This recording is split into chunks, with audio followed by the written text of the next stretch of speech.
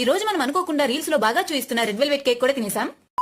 Last video continuation ఇది. ఒకవేళ ఆ వీడియో ఎవరైనా చూడకుండా ఉంటే ఇప్పుడే వెళ్ళి చూసేయండి. ఎవరైనా డ్రైవ్ చేసేటప్పుడు రోడ్ లో గతుకులు ఎక్కడ ఉన్నాయని చెప్పి చూసుకుంటూ డ్రైవ్ చేస్తారు, కానీ మా ఊరికి వెళ్లే రూట్ లో మాత్రం రోడ్ ఎక్కడ ఉందని చెప్పి చూసుకుంటూ డ్రైవ్ చేయాలి. అండ్ సెకండ్ హౌస్ వచ్చేసి మా అమ్మ వాళ్ళ ఇల్లు గ్లాన్సింగ్ చూడడం కోసం వచ్చాము. రాజమామ కొంచెం బిజీగా ఉండడం వల్ల ఇప్పటి వరకు గ్లాన్సింగ్ చూడలేదు, ఇదే ఫస్ట్ టైం చూడడం. And look at my husband's innocent smile. I'm very lucky because he's mine. కాసేపు మా అమ్మ వాళ్ళతో టైం స్పెండ్ చేసి రో మామ వాళ్ళ ఇంటికి వెళ్తున్నాము. కాసేపు అంటే ఎంతో టైం అనుకుంటారేమో, జస్ట్ ఒక 40 minutes మా అమ్మ వాళ్ళ ఇంటి దగ్గర ఉన్నామంతే.